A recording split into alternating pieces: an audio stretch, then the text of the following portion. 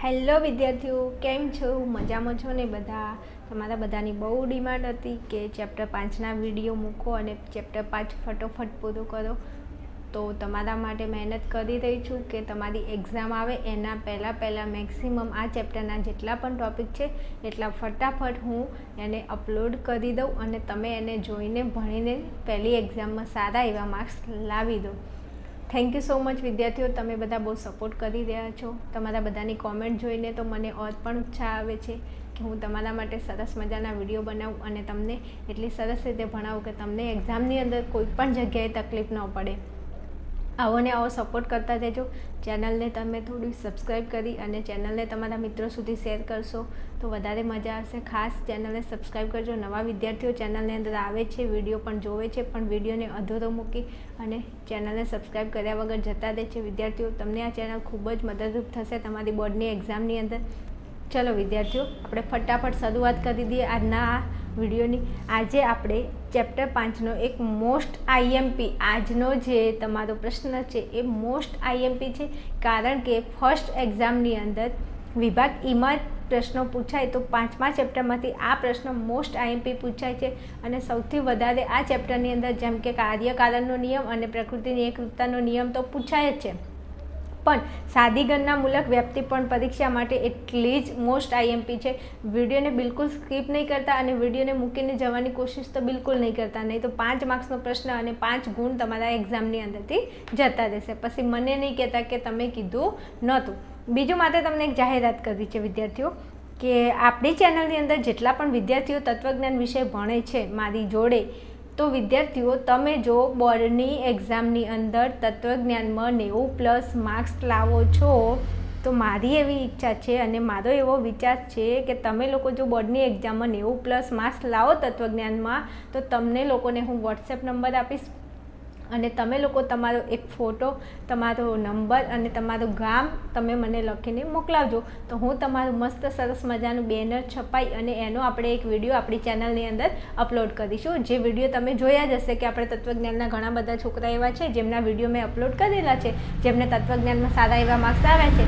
જો તમારી ઈચ્છા હોય કે તમારો ફોટો અમારી ચેનલની અંદર વિડીયોની અંદર મૂકવો છે તો તમે લોકો તત્વજ્ઞાનમાં મહેનત કરશો, 90+ તમારા માર્ક્સ આવે તો 100% તમને હું વોટ્સઅપ નંબર આપીશ અને એની ઉપર તમે તમારો ફોટો અને તમારો ગામ, નામ, નંબર મોકલી દેજો તો સરસ મજાનું બેનર બનાવી અને તમારો વિડીયો હું અપલોડ કરીશ. હવે આ જાહેરાત મેં તમને કરી છે, તમે બીજા મિત્રોને પણ કરી શકો છો અને બીજા તમારા જે પણ ફ્રેન્ડ સર્કલ હોય એમને તમે વાત કરી શકો છો. જેટલા પણ વિદ્યાર્થીઓને 90+ માર્ક્સ હશે, જે આપણી ચેનલમાં ભણ્યા હશે, જે આપણી ચેનલમાં કોમેન્ટ પણ કરી હશે, કોમેન્ટ બી જોશે હો તમારી, હા કોમેન્ટ હવે જોઈશે, કોમેન્ટ બી કરેલી હશે, ચેનલને સપોર્ટ કરતા હશો, 100% તમારા લોકોનો એક ફોટો મસ્ત બેનર છપાઈ અને આપણે વિડીયો બનાવી દઈશું. ક્લિયર? ચાલો શરૂઆત કરી લઈએ આજે આપણે ભણવાની. તો આજે આપણે ધોરણ 12 તત્વજ્ઞાન વિષયમાં ચેપ્ટર 5 વૈજ્ઞાનિક વ્યાપ્તિકરણ અને વૈજ્ઞાનિક અન્વેષણની રીતિઓ, એમાં આજે આપણે સાદી ગણનામૂલક વ્યાપ્તિ ભણવાના છીએ. જો પહેલાં ક્લિયર એન્ડ કટ કહી દઉં કે તમારે શાંતિથી ભણવું હોય, વ્યવસ્થિત સમજવું હોય તો વિડીયો પહેલાં તો લોંગ થશે, તો તમે વિડીયોની અંદર થોડું બન્યા રહેવાની, ટકી રહેવાની થોડી તાકાત રાખજો. અમુક વિદ્યાર્થીઓ વિડીયોનો ટાઈમ જોઈને વિડીયો જોવાનું પસંદ નથી કરતા. એવું શું કામ વિદ્યાર્થીઓ? જો વ્યવસ્થિત ભણવું જ હોય તો પછી ટાઈમ આપવો પડે. તમને આવડતું કેમ નથી? તમે કોઈ વસ્તુને ટાઈમ જ નથી આપતા ને, ઇંગ્લિશ નથી આવડતું, તત્વજ્ઞાન નથી આવડતું, પણ એને ટાઈમ તો આપો. ટાઈમ આપો. તમે એમાં 10 કલાક, 2 કલાક, 5 કલાક મજૂરી કરો અને પછી તમને ના આવડે તો તમે મને કોમેન્ટમાં જણાવજો કે મેં 5 કલાક આ વિષયને વાંચ્યો પણ મને આવડ્યો નહીં. 5 કલાકને અંતે કંઈક તો તમારા મગજમાં જશે કે નહીં જાય?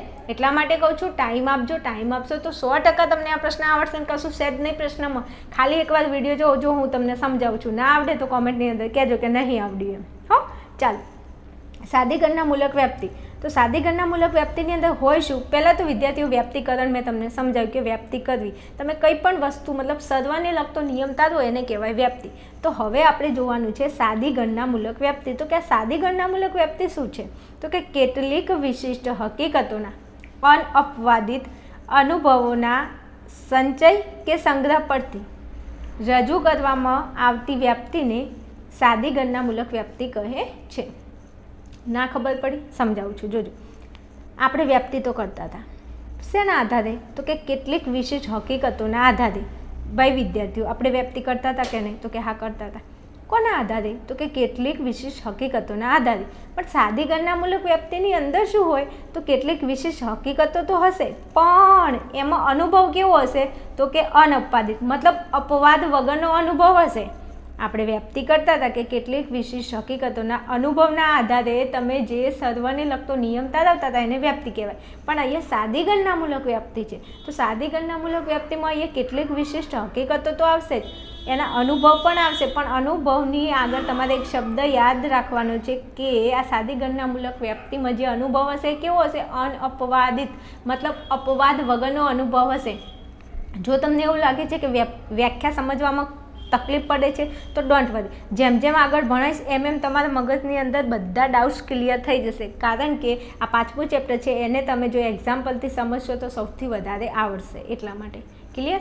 તો કેટલીક વિશેષ હકીકતોના અનઅપવાદિત અનુભવોના સંચય કે સંગ્રહ પરથી રજૂ કરવામાં આવતી વ્યક્તિને સાદી ગણનામૂલક વ્યક્તિ કહે છે. ચલો ઉદાહરણ તરીકે અહીંયા લખ્યું છે, જો તો કે રવિન્દ્રનાથ ટાગોર તત્વચિંતક છે અને પ્રકૃતિ પ્રેમી છે. મહર્ષિ અરવિંદ તત્વચિંતક છે અને પ્રકૃતિ પ્રેમી છે. ડૉક્ટર રાધાકૃષ્ણન તત્વચિંતક છે અને પ્રકૃતિ પ્રેમી છે. તો મતલબ કે આ બધા જે વ્યક્તિઓના નામ છે, રવિન્દ્રનાથ ટાગોર, મહર્ષિ અરવિંદ અને રાધાકૃષ્ણન, આ ત્રણ કોણ છે? તો કે તત્વચિંતક. રેડી? તો કે હા. અને આ બધા છે કોણ? તો કે પ્રકૃતિ પ્રેમી અને પ્રકૃતિ પ્રેમી. તો એક વ્યક્તિને તમે તત્વચિંતક કહો છો અને પ્રકૃતિ પ્રેમી કહો છો, તો એના કરતાં આપણે આ કેટલીક વિશિષ્ટ હકીકતો છે આ બધી, તો આ હકીકતોના આધારે આને સર્વનો લગતો આપણે એક નિયમ ના તારવી શકીએ? તો આપણે એમ કહી દીધું કે સર્વ તત્વચિંતકો પ્રકૃતિ પ્રેમી છે. મતલબ આ બધા વ્યક્તિઓના નામ લેવા એના કરતાં જેટલા પણ તત્વચિંતકો છે એ બધા તત્વચિંતકો કોણ છે? તો કે પ્રકૃતિ પ્રેમી છે. આપણે એવું ના કહીએ. તો આ શું કરીએ આપણે? તો કે સાદી ગણનામૂલક વ્યક્તિ કરીએ. ચલો પછી આપણે સાદી ગણનામૂલક વ્યક્તિની વિશિષ્ટ લાક્ષણિકતાઓ જોઈશું આગળ. સૌથી પહેલાં તમે જ્યારે સાદી ગણનામૂલક વ્યક્તિ તમારે વિભાગ ઈમાં લખવી હોય તો સૌથી પહેલાં તમે સાદી ગણનામૂલક વ્યક્તિની વ્યાખ્યા લખશો, જે મેં તમને ભણાવી કે કેટલીક વિશિષ્ટ હકીકતોના અનઅપવાદિત અનુભવોના સંચય કે સંગ્રહ પરથી રજૂ કરવામાં આવતી વ્યક્તિને શું કહેવાય? સાદી ગણનામૂલક વ્યક્તિ કહેવાય. પછી એનું એક ઉદાહરણ લખશો. પછી લખશો કે સાદી ગણનામૂલક વ્યક્તિની વિશિષ્ટ લાક્ષણિકતાઓ. આપણે વ્યક્તિકરણની વિશિષ્ટ લાક્ષણિકતાઓ જોઈ ગયા હતા. આજે આપણે સાદી ગણનામૂલક વ્યક્તિની વિશિષ્ટ લાક્ષણિકતાઓ જોવાની છે. સાદી ગણનામૂલક વ્યક્તિની 2 લાક્ષણિકતાઓ છે. પહેલાં મગજમાં ફિટ કરી નાખજો કે સાદી ગણનામૂલક વ્યક્તિની વિશિષ્ટ લાક્ષણિકતાઓ કેટલી છે? તો કે 2 છે. એમાં સૌથી પહેલી 1 નંબરની લાક્ષણિકતા હું તમને ભણાવું છું. વિદ્યાર્થીઓ, જેવું એની લાક્ષણિકતા છે એવું એનું કામ પણ છે. તમને થિયરી યાદ નથી રહેતી તો એના પહેલાં તમે થોડો પ્રશ્નને વ્યવસ્થિત સમજવાની કોશિશ કરો. જો પ્રશ્ન તમને સમજાઈ ગયો તો તમારે આને ગોખવાની જરૂર નહીં પડે. એકવાર પ્રશ્ન સમજી લેશો તો એના આધારે તમે વ્યવસ્થિત લખી શકશો પરીક્ષાની અંદર. ચલો, તમને મેં સાદી ગણનામૂલક વ્યક્તિની જે વ્યાખ્યા ભણાવી એ વ્યાખ્યાની અંદર તમને એવું કીધું કે એ જે વ્યક્તિ છે સાદી ગણનામૂલક વ્યક્તિ એ સંગ્રાહક નિરીક્ષણ ઉપર આધારિત હોય. શેના પર? સંગ્રાહક નિરીક્ષણ પર. તો ચલો સૌથી પહેલાં સાદી ગણનામૂલક વ્યક્તિ કેવળ શું કરે છે? તો કે સંગ્રાહક નિરીક્ષણ. અહીંયા 2 વસ્તુ યાદ રાખવાની છે, ઓનલી ફોર 2 વસ્તુ. કઈ? તો કે સાદી ગણનામૂલક વ્યક્તિ, એ તો આપણને યાદ છે. અહીંથી યાદ રાખશો કે સાદી ગણનામૂલક વ્યક્તિ કેવળ સંગ્રાહક નિરીક્ષણ, આ એક પોઈન્ટ.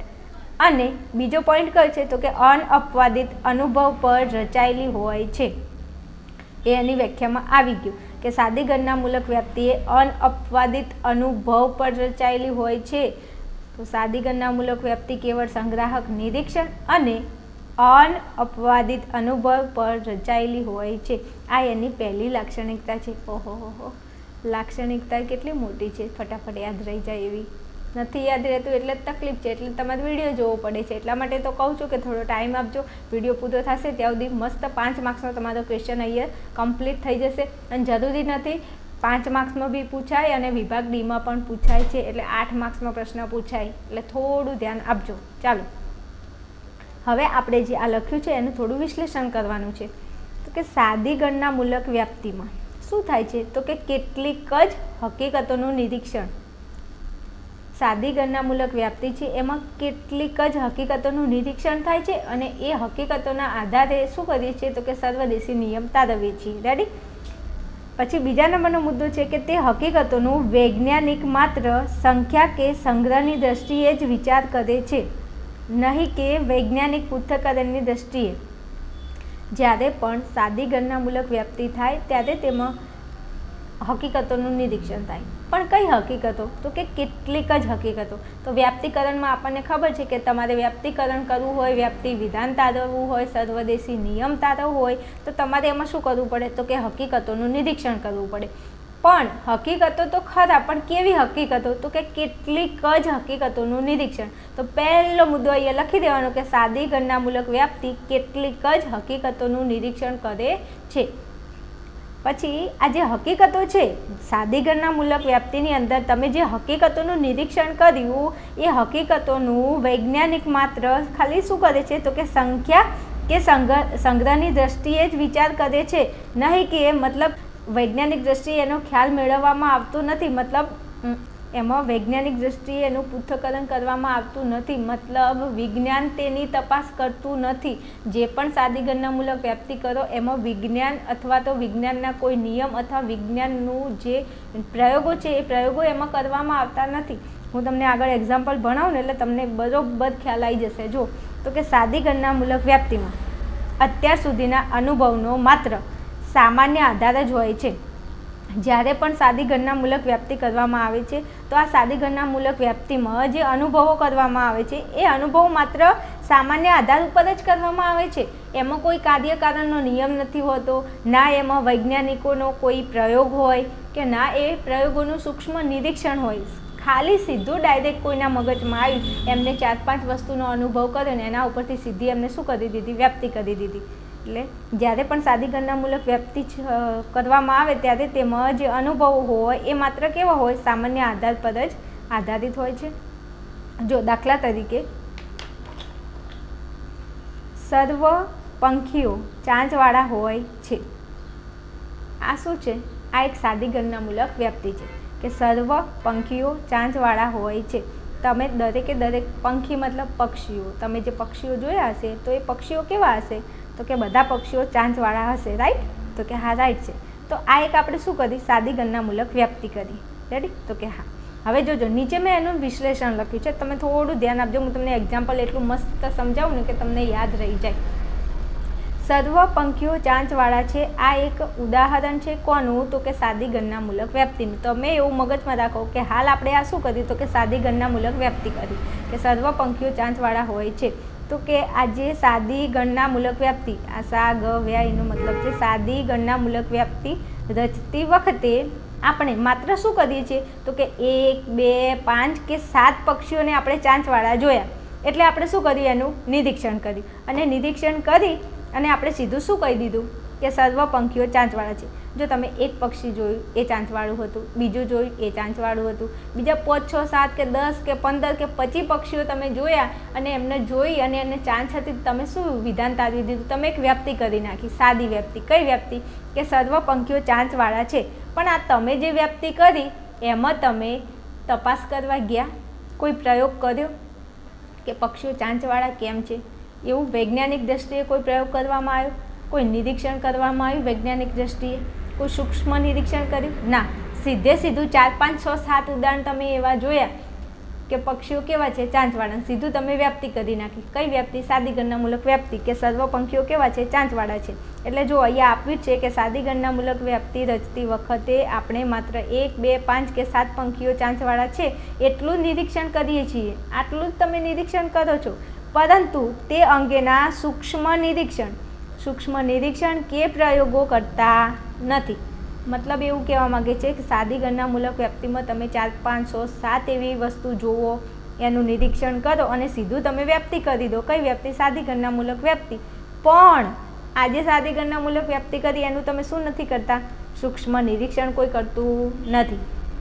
અથવા તો તે જે વ્યાપ્તિ કરી છે સાદી ગણનામૂલક વ્યાપ્તિ એમાં તમે શું નથી કરતા? તો કે પ્રયોગો પણ કરતા નથી.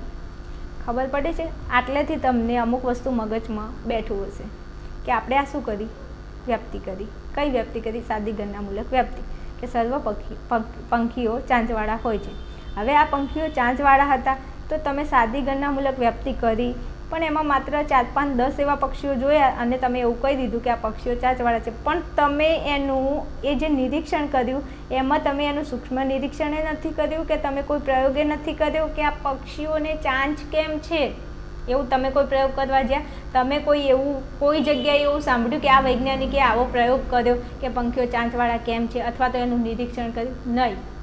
તો જે વ્યાપ્તિની અંદર વૈજ્ઞાનિકના જે નિરીક્ષણ ના થતા હોય અથવા તો પ્રયોગો ના થતા હોય, જે વ્યાપ્તિમાં સૂક્ષ્મ નિરીક્ષણ ના હોય અને એમાં પ્રયોગો ના થતા હોય, તો એવી વ્યાપ્તિને શું કહીશું આપણે? તો કે સાદી ગણનામૂલક વ્યાપ્તિ કહીશું.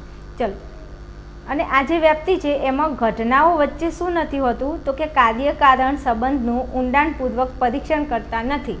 મેં કહ્યું ને, જો સાદી ગણનામૂલક વ્યાપ્તિમાં પહેલાં સૂક્ષ્મ નિરીક્ષણ નહીં હોય, પ્રયોગો નહીં હોય, અને બીજું શું નહીં હોય? તો કે કાર્ય કારણ સંબંધનું ઊંડાણપૂર્વક પરીક્ષણ નહીં હોય. મતલબ કે હવે તમે મને એમ કહો કે આપણે આ શું કર્યું? સાદી ગણનામૂલક વ્યાપ્તિ કરી? તો કે હા, આપણે આગળ ભણી ગયા. આગળના વિડીયો મેં તમને 2 તાત્વિક આધારો ભણાયા કે કાર્યકારણનો નિયમ અને પ્રકૃતિની એકરૂપતાનો નિયમ. તો તમે વ્યાપ્તિ કરો તો વ્યાપ્તિની અંદર પહેલાં તો 2 તાત્વિક આધારો હોવા જોઈએ. કયા કયા? એક કાર્યકારણનો નિયમ અને પ્રકૃતિની એકરૂપતાનો નિયમ. હવે આપણે અહીંયા આજે સાદી ગણનામૂલક વ્યાપ્તિ કરી, આમાં તમે મને એમ કહેજો કે આમાં કોઈ કાર્યકારણનો સંબંધ તમને દેખાય છે કે સર્વ પંખીઓ ચાંચવાળા છે? તો પંખીઓ ચાંચવાળા છે એનું કારણ શું? લો બોલો, જવાબ છે તમારી જોડે? કઈ જવાબ છે? મને જવાબ હોય તો આપો કે સર્વ પક્ષીઓ ચાંચવાળા કેમ છે. તો આમાં તમને કોઈ કારણ દેખાય છે? અને વ્યાપ્તિની અંદર શું હોય? તો કે કોઈ પણ બનાવ બને કે કોઈ પણ ઘટના ઘટે તો એમાં કાર્યકારણનો નિયમ હોવો જોઈએ. ક્લિયર? હોય કે ના હોય કે દરેક બનાવનું કોઈને કોઈ કારણ હોય છે. તો આમાં તો ક્યાં કંઈ કારણ તમને મળે છે? નથી મળતું. એટલા માટે અહીંયા તમને આ જે 2 લાઈનો છે ને એમાં તમને ખ્યાલ પડવો જોઈએ કે જે પણ સાદી ગણનામૂલક વ્યાપ્તિ છે એમાં એ જે ઘટના બને છે એમાં એના વચ્ચેનો કાર્યકારણ સંબંધ હોય તો એ કાર્યકારણ સંબંધનું કોઈ ઊંડાણપૂર્વક કોઈ પરીક્ષણ નથી કરતું ભાઈ. સીધું શું કરી નાખે છે? તો કે સાદી ગણનામૂલક વ્યાપ્તિ કરી નાખે છે, પણ એના વિશે કોઈ કારણ શું છે, કયું કારણ જવાબદાર છે, એ કારણ વિશે કોઈ ખ્યાલ આવતો નથી. અને એ જે કારણ છે કારણનો કોઈ જવાબ પણ નથી મળતો. ક્લિયર? એટલે પહેલો મેં તમને અહીંયા જે મુદ્દો ભણાયો કે સાદી ગણનામૂલક વ્યાપ્તિ શું કરે છે? કેવળ સંગ્રાહક નિરીક્ષણ અને અનઅપવાદિત અનુભવ પર રચાયેલી હોય છે. એમાં જે હકીકતોનું નિરીક્ષણ થાય છે એ હકીકતોનું વૈજ્ઞાનિક માત્ર સંખ્યા કે સંગ્રહની દ્રષ્ટિએ જ વિચાર કરે છે, નહીં કે વૈજ્ઞાનિક પૃથ્થકરણની દ્રષ્ટિએ. મતલબ આની અંદર વૈજ્ઞાનિક પૃથ્થકરણ કરવામાં આવતું નથી. વિજ્ઞાનનો કોઈ પ્રયોગ નથી હોતો, વિજ્ઞાનનું કોઈ સૂક્ષ્મ નિરીક્ષણ નથી હોતું. સીધું શું કરી દેવામાં આવે છે? તો કે વ્યાપ્તિ કરી દેવામાં આવે છે. ક્લિયર? આ એનો સાદી ગણનામૂલક વ્યાપ્તિની આ પ્રથમ લાક્ષણિકતા હતી. હવે આપણે એની બીજી લાક્ષણિકતા જોઈ લઈએ. ચલો, સાદી ગણનામૂલક વ્યાપ્તિની બીજી લાક્ષણિકતા અહીંયા મેં લખેલી છે કે સાદી ગણનામૂલક વ્યાપ્તિ અનઅપવાદિત. ભાઈ તમે આ જે છે ને અનઅપવાદિત એને ખાસ યાદ રાખજો, કારણ કે આ સાદી ગણનામૂલક વ્યાપ્તિ છે ને એની વ્યાખ્યા જ છે કે અનઅપવાદિત અનુભવ અને સંગ્રાહક નિરીક્ષણ ઉપર રચાયેલી હોય છે. એટલે આ જે સાદી ગણનામૂલક વ્યાપ્તિ છે એની બીજી લાક્ષણિકતા છે કે એ અનઅપવાદિત અનુભવ રજૂ કરે છે, પણ શું નથી કરતી? કાર્યકારણ સંબંધ સ્થાપિત કરતી નથી. મેં હાલ તમને આગળ ભણાવી દીધું કે સાદી ગણનામૂલક વ્યાપ્તિ કરો તો એમાં તમને કોઈ કારણ મળતું જ નથી. મતલબ કાર્યકારણનો સંબંધ એમાં હોતો જ નથી. કાર્યકારણ સંબંધને સ્થાપતી નથી. પરીક્ષાની અંદર મોસ્ટ IMP વ્યાખ્યા પૂછાય, વિભાગ એમાં અથવા વિભાગ બીમાં પ્રશ્ન પૂછાય કે કઈ વ્યાપ્તિ કાર્યકારણનો સંબંધ સ્થાપતી નથી, તો કઈ વ્યાપ્તિ આવશે? સાદી ગણનામૂલક વ્યાપ્તિ. હા, સાદી ગણનામૂલક વ્યાપ્તિમાં અનઅપવાદિત અનુભવ રજૂ કરે છે. જો વ્યાખ્યામાં આ આવી ગયું એટલે લાક્ષણિકતા યાદ રાખવામાં કોઈ તકલીફ જ નથી. હું તમને સમજાવી દઉં, બે લાક્ષણિકતા તમને સમજાવું છું, જોજો. તો કે સાદી ગણનામૂલક વ્યાપ્તિ એક તો અનઅપવાદિત અનુભવ રજૂ કરે. 10 વખત બોલી જાઉં મનમાં કે અનઅપવાદિત અનુભવ રજૂ કરે એટલે યાદ રહી જશે. બીજું કે કાર્યકારણ સંબંધ સ્થાપિત કરતી નથી. તો બીજી લાક્ષણિકતા યાદ રહે કે ના રહે? અનઅપવાદિત અનુભવ રજૂ કરે છે અને કાર્યકારણ સંબંધ સ્થાપતી નથી. અનુભવ રજૂ કરે છે અને કાર્યકારણ સંબંધ સ્થાપતી નથી. એક વસ્તુ કરે છે ને એક વસ્તુ નથી કરતી. ક્લિયર? જેમ તમે વિડીયો જુઓ છો પણ કોમેન્ટ કરતા નથી, એવી રીતે. ચાલો હવે જોજો, આ જે બીજી લાક્ષણિકતા છે એને આપણે વિસ્તારથી હું તમને અહીંયા સમજાવું છું. તો જો, તો કે અત્યાર સુધીના તમામ નિરીક્ષણોમાં એક પણ અપવાદ ન મળ્યો હોય તો જ સાદી ગણનામૂલક વ્યાપ્તિની રચના થાય છે. અહીંયા એનું નામ છે એવો ને એવો અહીંયા મુદ્દો છે કે સાદી ગણનામૂલક વ્યાપ્તિ શું કરે છે? અનઅપવાદિત અનુભવ રજૂ કરે છે. મતલબ સાદી ગણનામૂલક વ્યાપ્તિ થાય ક્યારે? જ્યારે એમાં શું ના હોય? અપવાદ ના હોય. આ અપવાદ એટલે શું? અમને નથી ખબર પડતી, સમજાવું છું. મેં એવું કીધું કે સર્વ શિંગડાવાળા પ્રાણીઓ પૂંછડાવાળા છે. જે પ્રાણીઓ છે ને એને શિંગડું હોય, એને શું હોય? પૂંછડું હોય. પણ કોઈ એવું પ્રાણી મળી જાય જેને શિંગડું તો હોય પણ પૂંછડું ના હોય, તો આ શું કહેવાય? અપવાદ કહેવાય કે ના કહેવાય? કહેવાય. એમાં ના ખબર પડી તો બીજું સમજાવું, એક્ઝામ્પલ ધ્યાન આપજો. હું એમ કહી દઉં કે સર્વ કાગડાઓ કાળા છે, તો આ એક સાદી ગણનામૂલક વ્યાપ્તિ કરી આપણે કે સર્વ કાગડાઓ કાળા છે. હવે જો એમાં કોઈ એક અપવાદ મળી જાય, અપવાદ મતલબ આમ કહેવા શું માંગે છે કે બધા કાગડા કેવા હોય? કાળા હોય. પણ જો એમાં એક કાગડો સફેદ મળી જાય તો આ શું થયું કહેવાય? અપવાદ કહેવાય. ખબર પડે છે? એટલે આ એવું સમજાવે છે કે જે અત્યાર સુધીના નિરીક્ષણોમાં એક પણ અપવાદ ન મળ્યો હોય, મતલબ કાગડા બધા કાળા જ છે, જો બધા કાળા હોય તો સાદી ગણનામૂલક વ્યાપ્તિની રચના થાય. પણ જો એક કાગડો સફેદ મળી જાય તો તમે એ જે વ્યાપ્તિ કરી હતી ને કે સર્વ કાગડાઓ કાળા છે, એ ખોટી પડે. સમજાય છે? એટલે અહીંયા એમ કહે જ છે કે જે સાદી ગણનામૂલક વ્યાપ્તિ હોય એ કેવી હોય? તો કે અનઅપવાદિત, મતલબ અપવાદ ના હોય. ખબર પડે છે? તો અત્યાર સુધીના જેટલા પણ નિરીક્ષણો છે એમાં એક પણ અપવાદ ન મળે તો જ સાદી ગણનામૂલક વ્યાપ્તિની શું થાય? રચના થાય છે. ઉદાહરણ તરીકે અહીંયા લીધું છે કે સર્વ શિંગડાવાળા પ્રાણીઓ પૂંછડાવાળા હોય છે. હવે જો એમાં નીચે કીધું છે કે આવી સાદી ગણનામૂલક વ્યાપ્તિ રચવામાં આવી હોય તો તેનો અર્થ એ થયો કે આ નિયમમાં આજ દિન સુધી શું નહીં હોય? કોઈ અપવાદ મળ્યો નથી. તમે આ શું કરી? સાદી ગણનામૂલક વ્યાપ્તિ કરી. કઈ? તો કે સર્વ શિંગડાવાળા પ્રાણીઓ પૂંછડાવાળા છે. આ આપણે એક સાદી ગણનામૂલક વ્યાપ્તિ કરી. હવે આવી જો આપણે સાદી ગણનામૂલક વ્યાપ્તિ રચી હોય તો એનો અર્થ તો એવો જ થાય ને. હું એમ કહું કે આજે મેં વ્યાપ્તિ રચી તો આનો અર્થ આ વ્યાપ્તિ મેં ક્યારે રચી છે? જ્યારે આની અંદર મને કોઈ અપવાદ નહીં મળ્યો હોય, મતલબ કોઈ પ્રાણી એ એક કોઈ શિંગડાવાળું હશે ને પૂંછડાવાળું નહીં હોય, એવું કોઈ પ્રાણી મળ્યું જ નહીં હોય ત્યારે મેં આ વ્યાપ્તિ રચી હશે. તો આ મુદ્દો એવું જ કહે છે કે આવી સાદી ગણનામૂલક વ્યાપ્તિ રચવામાં આવી હોય તો તેનો અર્થ એ થયો કે આ નિયમમાં આજ દિન સુધી શું કોઈ પણ અપવાદ મળ્યો નથી.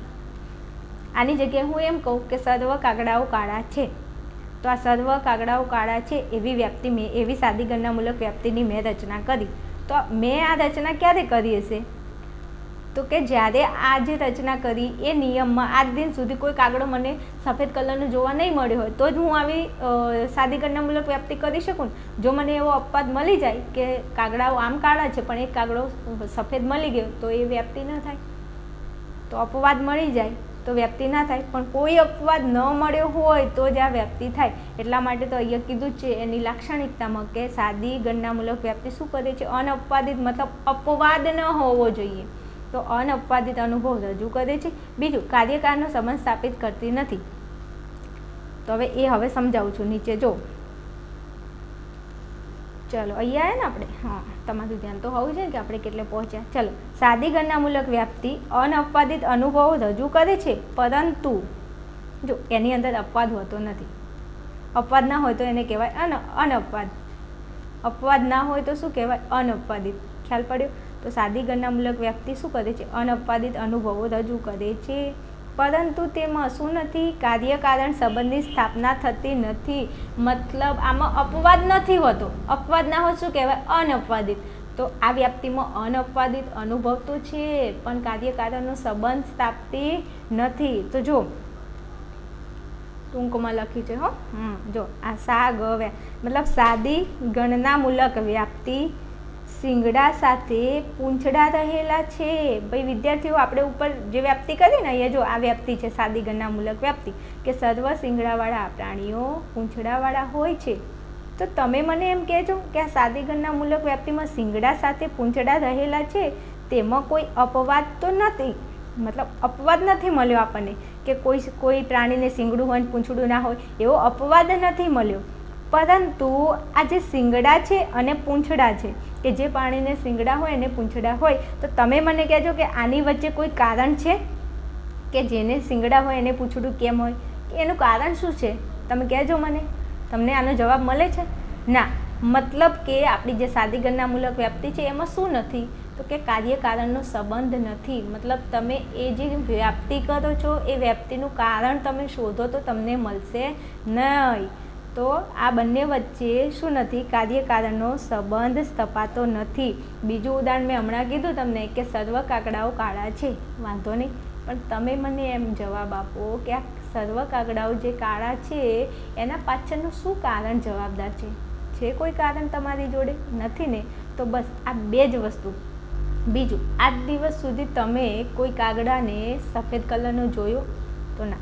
તો અહીંયા બે વસ્તુ સાબિત થાય છે કે એક તો સાદી ગણનામૂલક વ્યાપ્તિની અંદર અપવાદ નથી. મતલબ જે આપણે હાલ સાદી ગણનામૂલક વ્યાપ્તિ કરી કે સર્વ કાગડાઓ કાળા છે, તો એમાં જો અપવાદ નથી મળ્યો, મતલબ કોઈ કાગડો આપણને સફેદ જોવા મળ્યો નથી, તો સાદી ગણનામૂલક વ્યાપ્તિ થઈ ગઈ? હા, થઈ ગઈ. બીજું એક વસ્તુ કે તમે મને એવું કારણ આપો કે કાગડાઓ કાળા છે, તો કાગડાનું કાળું હોવું આના પાછળ કોઈ કારણ છે? ના, નથી. તો બંને વસ્તુ અહીંયા સાબિત થઈ ગયું. જો આ એની લાક્ષણિકતા છે. મેં કીધું કે બધા કાગડા કાળા છે, એમાં કોઈ અપવાદ નથી, કોઈ કાગડો સફેદ નથી. તો જો અનઅપવાદિત અનુભવ રજૂ કરે છે, મતલબ અપવાદ ન મળ્યો, તો સાદી ગણનામૂલક વ્યાપ્તિ થઈ ગઈ. બીજું, કાગડા કાળા કેમ છે એનું કારણે નથી મળતું. તો જો અહીંયા એ કહે છે કે સાદી ગણનામૂલક વ્યાપ્તિ કાર્યકારણ સંબંધ સ્થાપિત કરતી નથી. ક્લિયર? તો આ જે એક્ઝામ્પલ છે, આ સર્વ શિંગડાવાળા પ્રાણીઓ પૂંછડાવાળા હોય છે એ તમે લખી શકો છો. અને મેં જે અહીંયા મુદ્દા લખ્યા એ મુદ્દા મેં તમને સમજાયા છે. એક એક કરીને તમને યાદ રહી જાય એવા પણ છે. ના યાદ રહે તો થોડું લખી વિડીયો રિવાઇઝ કરી અને જોઈ લેજો. મને ખબર છે આ ચેપ્ટરમાં તમને તકલીફ પડે છે, પણ સમજાવતું નથી કોઈ, યા તો તમને સમજણ નથી પડતી એના હિસાબે તકલીફ થાય છે. પણ વિડીયો જોઈ લેશો તો કોઈ તકલીફ નહીં થાય. તકલીફ પડે તો પણ વિડીયો ફરીથી રિવાઇઝ કરીને જોઈ લેવો. બીજું મારી જોડે કોઈ જ આનું સોલ્યુશન નથી. હું તમને ભણાવું છું, બીજું મારી જોડે કોઈ સોલ્યુશન નથી. ક્લિયર? ચલો, હવે સૌથી પહેલાં આપણે શું કર્યું? સાદી ગણનામૂલક વ્યાપ્તિની વ્યાખ્યા જોઈ, પછી એની બે લાક્ષણિકતાઓ જોઈ. હવે આપણે સાદી ગણનામૂલક વ્યાપ્તિની મર્યાદાઓ જોઈશું. આ મર્યાદાઓ તમને વિભાગ સીમાં પૂછાય અથવા તો વિભાગ ડીમાં પૂછાય.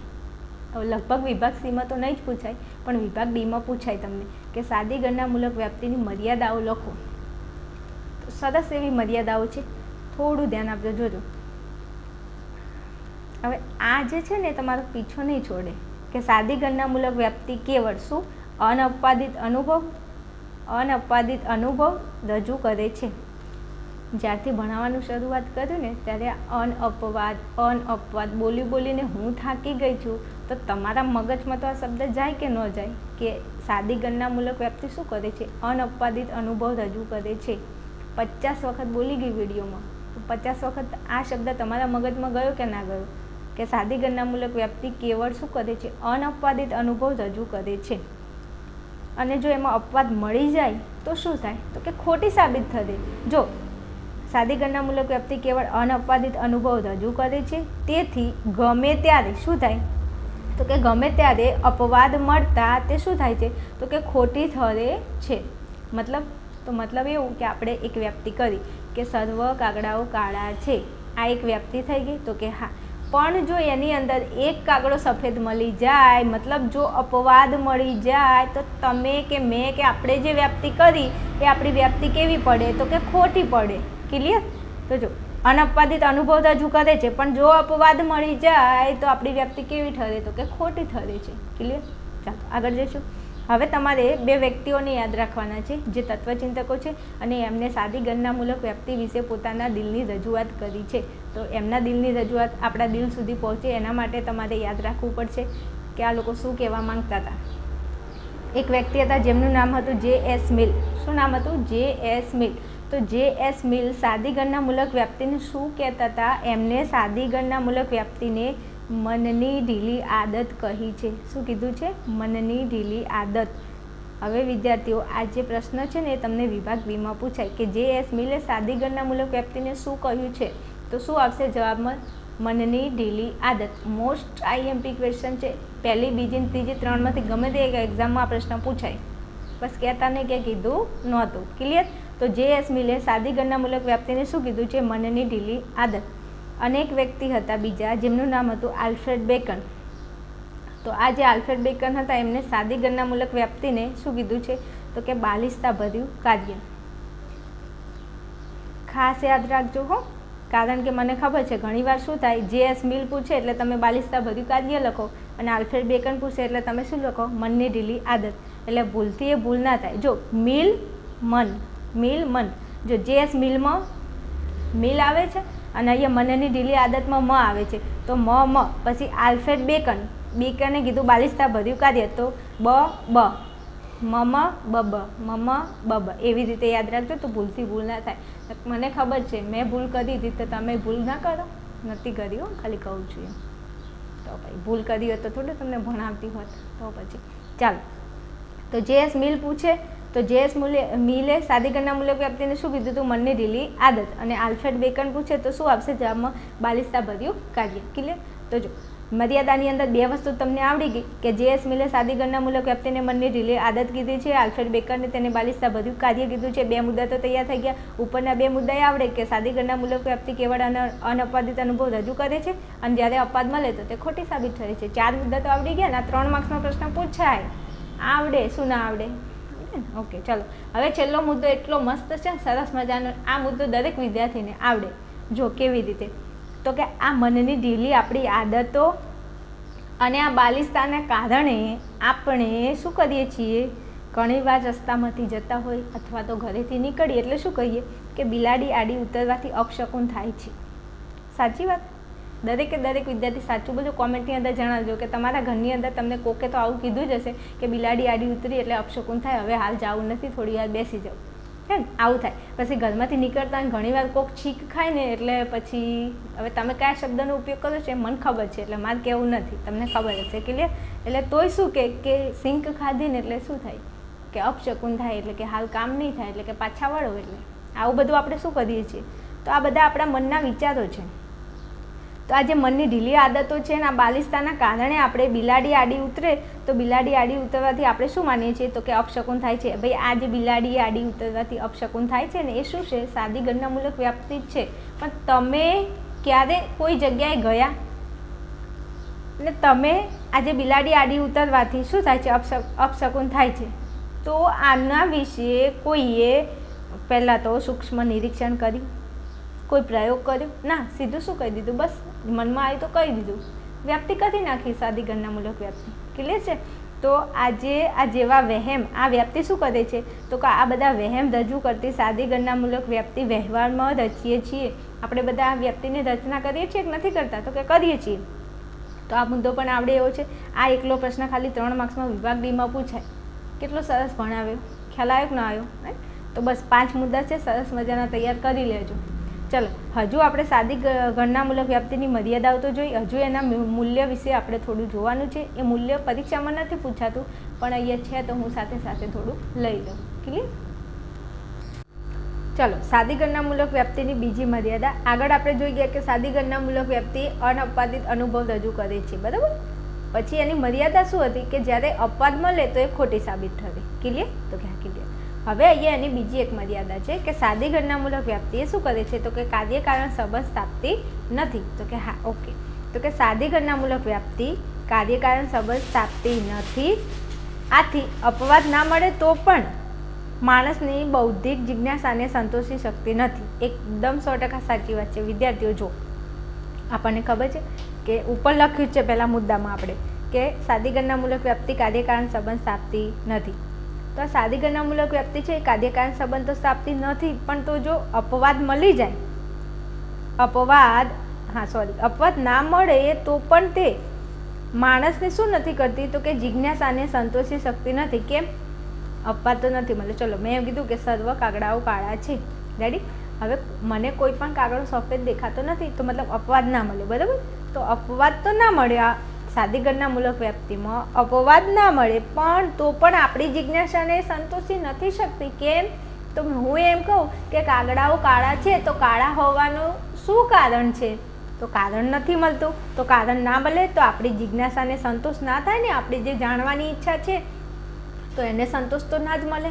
તો આ એની એક મર્યાદા બની જાય છે અહીંયા કે એમાં અપવાદ ના મળે ને તો પણ જે માણસો છે એની બૌદ્ધિક જિજ્ઞાસાને શું નથી કરતી તો કે સંતોષી શકતી નથી. કઈ વ્યાપ્તિ તો કે સાદી ગણનામૂલક વ્યાપ્તિ. ક્લિયર? જો દાખલા તરીકે શિંગડાવાળા પ્રાણીને પૂંછડા હોવાનું કારણ શું છે?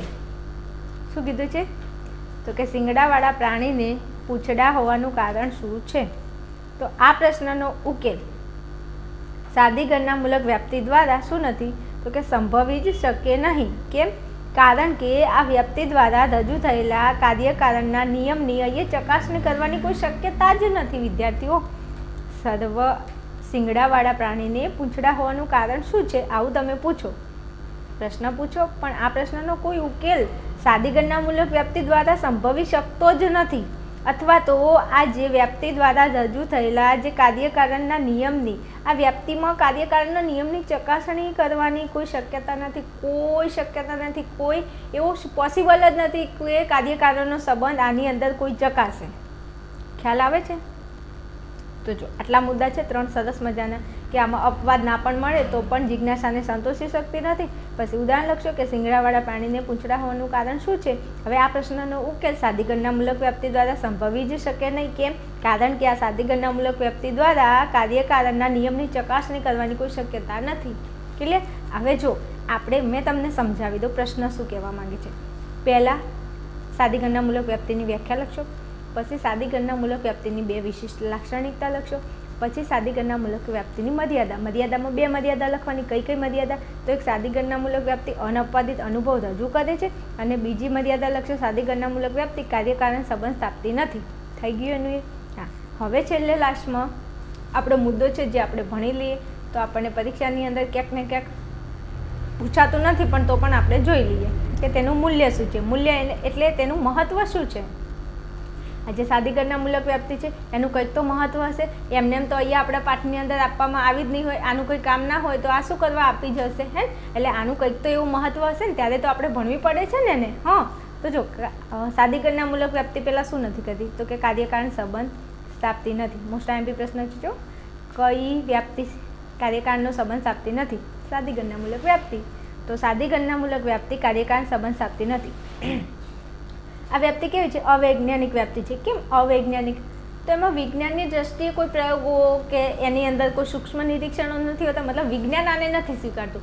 જેમ હમણાં મેં વાત કરી ને કે બિલાડી આડી ઉતરવાથી અપશકુન થાય છે, તો આવું આપણે લોકો માનીએ છીએ, સમાજમાં આવું બધા માનીએ છીએ, પણ વિજ્ઞાન તો એને નથી સ્વીકારતું ને. તો સાદી ગણનામૂલક વ્યાપ્તિ વિજ્ઞાનમાં સ્વીકાર્ય નથી, તેથી એ કેવી વ્યાપ્તિ કહેવાય છે? અવૈજ્ઞાનિક વ્યાપ્તિ કહેવાય છે. તો 2 લાઈન આવડી ગઈ. કાર્યકારણ સંબંધ સ્થાપતી નથી, અવૈજ્ઞાનિક વ્યાપ્તિ છે. બીજું ખૂબ જ ટીકાઓ થઈ પણ આ વ્યાપ્તિનું મૂલ્ય છે. હા, જો આલ્ફ્રેડ બેકન અને જે.એસ. મિલે ટીકા તો કરી ને કે જે.એસ. મિલે શું કીધું કે મનની ઢીલી આદત અને આલ્ફ્રેડ બેકને કીધું બાલિશતા ભર્યું કાર્ય. ક્લિયર? તો કે હા, તો આની ટીકા તો થઈ પણ એવું નથી કે આ વ્યાપ્તિનું મૂલ્ય નથી. મૂલ્ય તો છે, તો વ્યાપ્તિનું મૂલ્ય છે.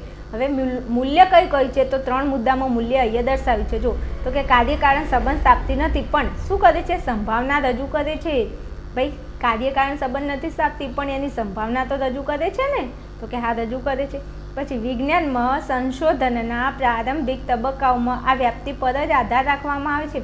જ્યારે વિજ્ઞાનમાં વૈજ્ઞાનિકો અથવા તો કોઈ પણ વ્યક્તિ કોઈ સંશોધન કરતું હોય તો સંશોધનની અંદર સૌથી પહેલો આધાર કઈ વ્યાપ્તિ ઉપર રાખવો પડે? તો કે સાદી ગણનામૂલક વ્યાપ્તિ ઉપર જ રાખવો પડે. તો આ વ્યાપ્તિનું મહત્વ તો થયું કે ના થયું? થયું. પછી જો વિજ્ઞાનના વિકાસમાં સાદી ગણનામૂલક વ્યાપ્તિનો પ્રારંભિક તબક્કો એ મહત્વનો ફાળો છે. જ્યારે પણ વિજ્ઞાનમાં કોઈ વિકાસનું કાર્ય થતું હોય ત્યારે સૌથી પહેલાં કોના ઉપર આધાર રાખવામાં આવે છે? તો કે સાદી ગણનામૂલક વ્યાપ્તિએ તેની અંદર મહત્વનો ફાળો આપે છે. એટલે 3 મુદ્દા છે. ઉપરના 2 મુદ્દા તો આવડે એવા છે, સહેલા છે, પૂછાતું નથી પણ પરીક્ષાની અંદર આવડતું હોય તો લખી દેવાનું. તો પેપરને જે તમારું પેપર ચેક કરવાવાળા જે શિક્ષકો એમને એવું લાગે કે વિદ્યાર્થીઓને કમ્પ્લીટ વ્યવસ્થિત આવડે છે. ક્લિયર? ચલો વિદ્યાર્થીઓ, આ આપણી સાદી ગણનામૂલક વ્યાપ્તિ અહીંયા પૂરી થાય છે. 5 માર્ક્સનો પ્રશ્ન છે એટલે વ્યવસ્થિત તૈયાર કરી લેશો. અને હવે આપણે આગળ પ્રશ્ન જોઈશું વૈજ્ઞાનિક વ્યાપ્તિ. વિદ્યાર્થીઓ કેટલી મહેનત કરી છે તમને ખબર છે આ વિડીયો બનાવવામાં? તો મારે કહેવું ના પડે. શું ના કહેવું પડે? કે કોમેન્ટ કરજો, પછી ચેનલને સબસ્ક્રાઈબ કરજો, વિડીયોને લાઇક કરજો, વિડીયોને શેર કરજો. આ તમારી જવાબદારી છે, મેં મારી જવાબદારી પૂરી કરી છે. એટલે તો મસ્ત સરસ મજાનો આટલો પ્રશ્ન તૈયાર કરી લેજો. વિભાગ ઈમાં પૂછાય જ છે. પછી કહેતા નહીં કે અમને કીધું નહોતું.